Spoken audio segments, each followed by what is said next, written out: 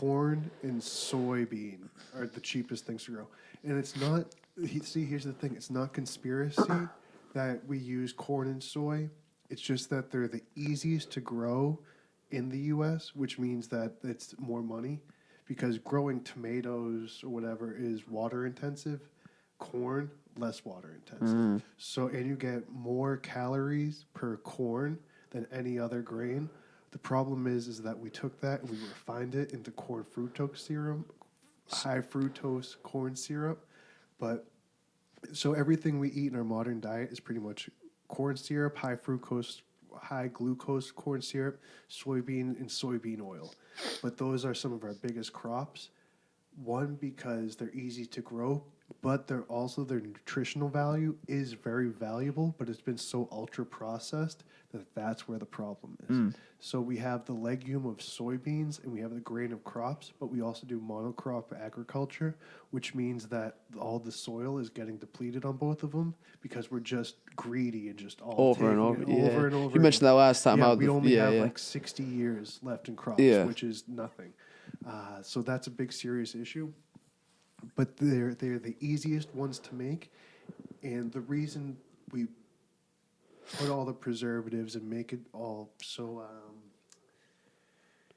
we process them so much because they're easiest to grow, corn and soybean, and then we use that to corn is used to fatten cows, and then the soybean gives them protein.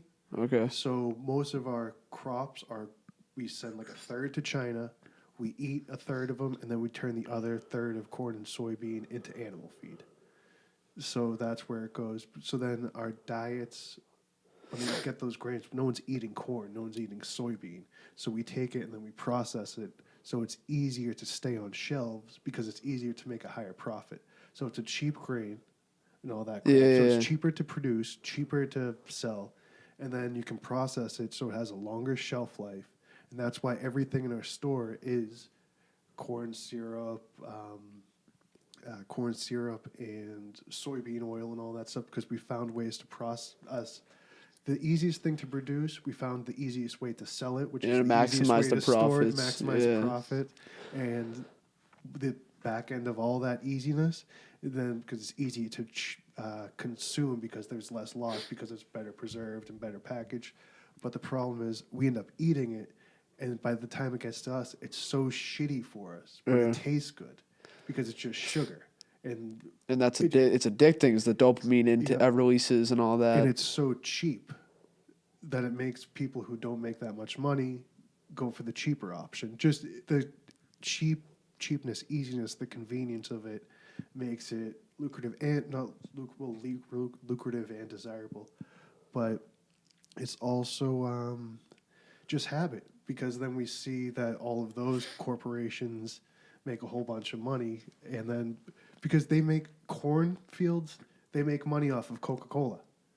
You know what I mean? So of course they want Coca-Cola commercials. They want Pepsi commercials and all this stuff. So it's like, let it run. If we're making money, it's not conspiracy. It's just people working in the common interest to make as much money.